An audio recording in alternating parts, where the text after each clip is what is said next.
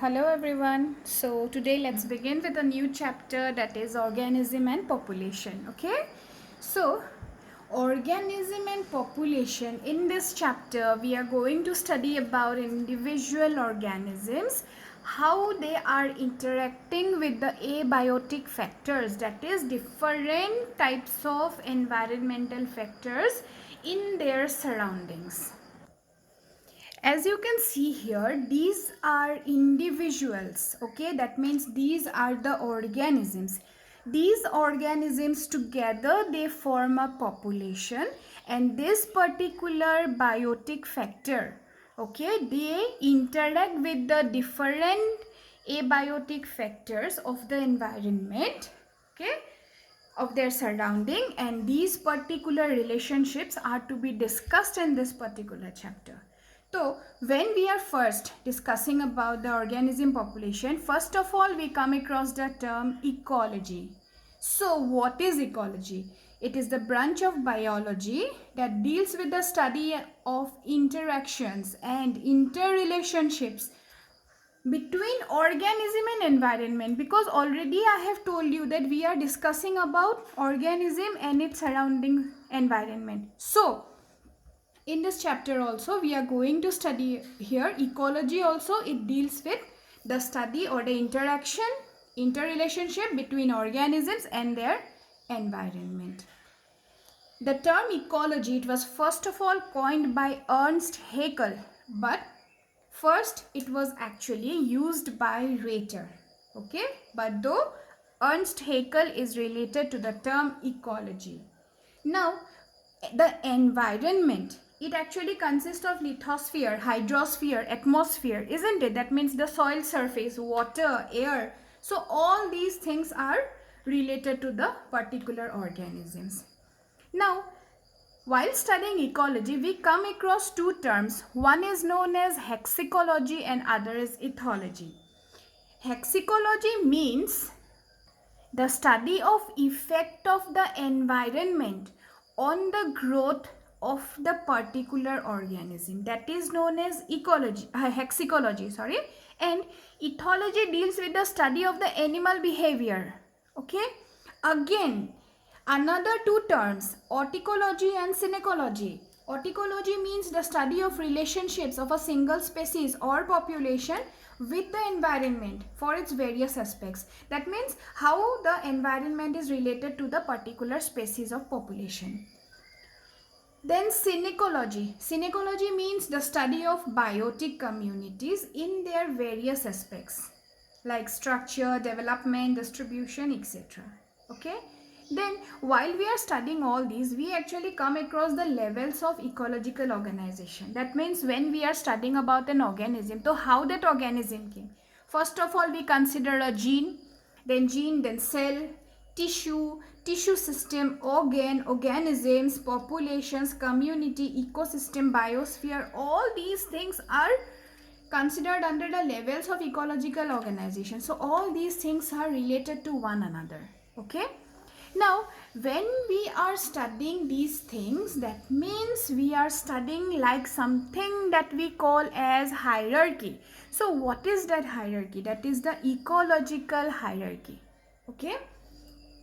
Actually, hierarchy means the taxonomic classification of living organisms in successive levels of complexity. That means gradually more complex organisms are found and we are studying about their characters.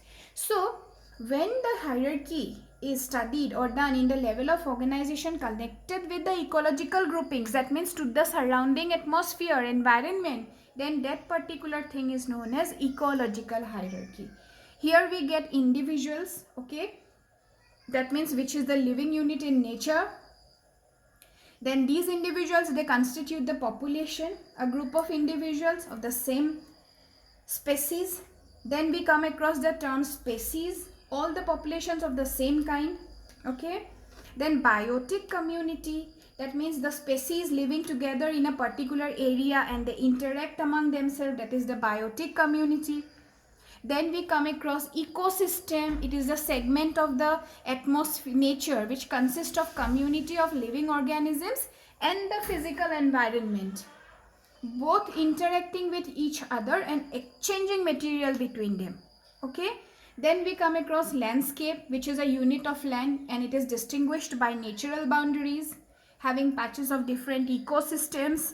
Then that landscapes together they form the biome, which is a larger region and it is separated or distinguished by natural barriers. Then we come across biosphere, which is the biological inhabited part of the earth, and it consists of all the ecosystems of the planet. That means everything, every living organisms, living ecosystems, everything, they constitute the biosphere.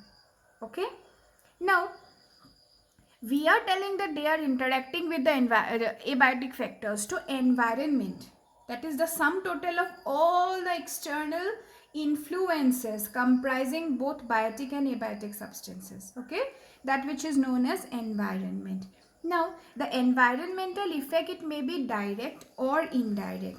If we are considering about the direct factors of ecosystem, that means those particular environmental factors which influence the distribution of organisms, like temperature, light, growth and distribution are related to the direct factors. And indirect factors means those factors which expresses its effect through a direct factor like rain, wind, etc. These are the indirect factors. Okay, then weather we all know what is it. It is a combination of atmospheric conditions of humidity, cloud cover, rainfall, sunshine, etc. Then climate, it is the average course of weather at a particular place over a period of many years. Then normally there are 4 climatic zones: tropical, subtropical, temperate, arctic and antarctic zones. Okay, then when we are talking about climate, we come across a new term, that is microclimate. Microclimate means the climate of a very small area. Okay, that particular climate. Then habitat, the sum total of all the environmental factors which determine the existence of the individuals in a particular locality, that is known as the habitat. So microhabitat, that means the very small area within a particular habitat. Okay, then another term, niche, which is very important. Okay, this term, it is a specific part of the habitat occupied by individuals of a species which is circumscribed by its range of tolerance, range of movement, microclimate, type of food, its availability, shelter, type of predator, timing of activity, etc. So all these things when is present in a particular habitat, then that particular area or that particular locality, we consider it as the niche. Now a niche may definitely have 2 or more species, isn't it? Different species may live there.